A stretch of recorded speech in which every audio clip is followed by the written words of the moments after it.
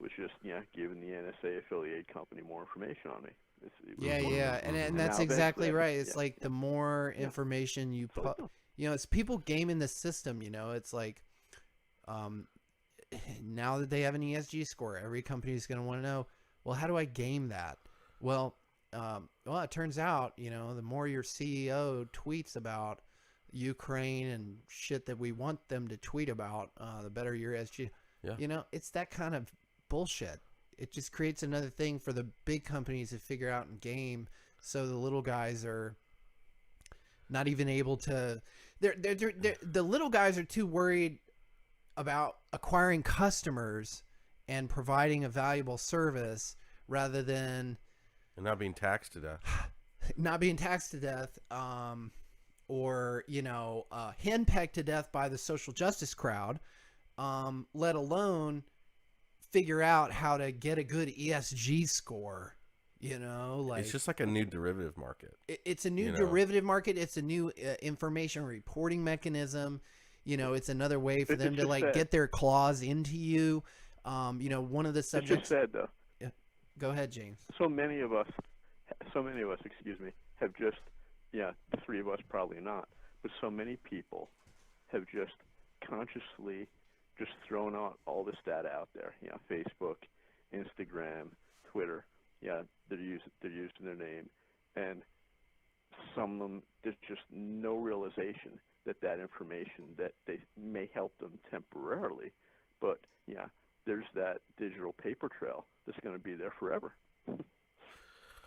It's extremely. I mean, what it really is it's like a merger between this the cultural decay of anti-humanism, postmodernism, sexual liberation, insanity, neo-Marxism, and this like sort of crony capitalistic thing of, oh, we still have to legitimate our graft and our usury in the marketplace, and we're going to appoint ourselves these scores and labels to pat ourselves on the back and continue our scam operation amongst the population, except do it in a seemingly compassionate nominalistic fashion, and it's totally nauseating.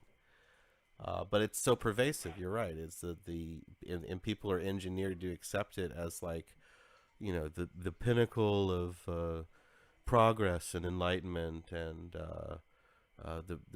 the most wise future we can possibly dream of, and it's really batshit crazy at the end of the day. But honestly, I don't know what the expression was, but telling the truth is a revolutionary act in an age of universal deception. I mean, and the truth can just be something as simple as like, I think that there's really. I know what a woman. I know what a woman is. Exactly. I got that. Yeah. It's designed. It all makes sense. It's crazy, but it's not. And you realize it's order out of disorder. I mean, they are consciously working to rip society apart. They're doing it socially. They're doing it politically. They're doing it economically. And again, going back to AJ, something he had said years ago. If things get hot, the police, a lot of police in urban areas, they'll be dead or quit really quick. They'll be dead or quit very, very quickly. Because right now, in most places, it's not dangerous to be a cop in most places. It's true. Once the police are gone, then people are going to beg for the military, and that's what they want. That's why. Well, and then something that you gentlemen have heard many times. And then look at get out of the cities. Yeah. Look at the quality of the military personnel now too. I mean, you've got a general that is LGBTQ an enthusiast. So it's like, once you have those martial law conditions with all of this cultural degradation and all this mental insanity everywhere, there's going to be door-to-door stuff around crotch checks or something. I mean, it's going to be something so insane. And it'll start through the public schools. It'll start at the public schools. It's absolutely. Now, anyone that has studied anything about martial law knows that no matter how corrupt police are, and we know many police departments are corrupt in the state, Chicago, New York, New Jersey, corrupt police are 1,000 times better than military doing law enforcement. It's 1,000 times better, because once you have people out there with fully automatic weapons, that's we know it's going to be a very, very, very bad situation. But I mean, we're hurtling towards this reality. This is what they want. I mean, think about the food, the food alone. If people, I posted something I think on deceptive news Telegram site. A guy who's delivering food for one of those services, I don't know if it was Uber Eats, he got upset at Chick-fil-A because he was short a milkshake, and he shot somebody. Think about what it's going to be like when food is rationed. Yes, Right. I saw that post. That was a really good. I took note of that one for sure. And it was like, you didn't give me 2 milkshakes. You only gave me 1. And that's a milkshake. What's it going to be like? I don't want to be like miles near a supermarket if it's rationed food. It's going to be ugly. I don't want to. And it could happen within the next 6 months. Could happen within 3 to 5 days. Trucking.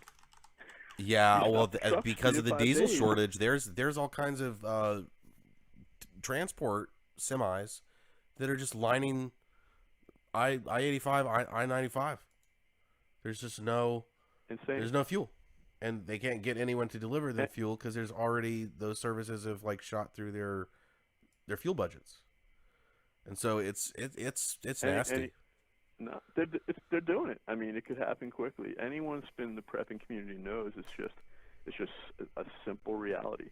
Well, 3 to 5 days. So supermarkets are done. Yeah. One of the parts of I mentioned a short report I filed on YouTube a few weeks back that was banned on YouTube, talking about how the retard triangle park is just that. And I made several points in there, including the one earlier about the mayor buying inflated real estate and selling it, buying it with tax money and selling it at cheaper, quote, affordable prices. But also, this guy was just driving 9 a.m. on a Sunday morning at a very heavily trafficked intersection and just started getting carjacked. There were stray bullets being fired. I don't know if they were. It was kind of confusing because, when he called police, there was only 3 police officers on duty for the entire county, which is like 600,000 people. 9 a.m. on a Sunday morning. I mean, I know we're a church-going state, right? But 3? And they cited, and I go over this, well, we've got 100 job openings right now. Same as the birth center, right? A bunch of resignations. And I don't know. Maybe they were trying to make them wear high heels. Or I don't know. they're probably already getting, nasal swabbed every time they turn around in the cubicle before they sit at an on-ramp, with the radar gun. I mean, Yeah. Go ahead. No, I was just going to say, I mean, there was a police officer at a car wreck I witnessed recently, but he was the last guy to the scene. The fireman was first, EMT second. I happened to be third car behind the car wreck. The relevant people were there in 5 minutes, which I think was good. But I mean, that guy was lucky in the case that I'm talking about. But this kind of staff shortages, it's, you never know what you're going to get. Yeah. It's like a box of chocolates. Well, I mean, there's already police departments being like, yeah, a 911 call is about as much interfacing as you're going to get with us. And it's like, hello, 911. I'm about to be assaulted. Oh, well, we're not going to be able to get there. You might want to find a chair or something to defend yourself. Yeah, I've seen a bunch of reports about, the emergency response time. It's, just expect it to be slower.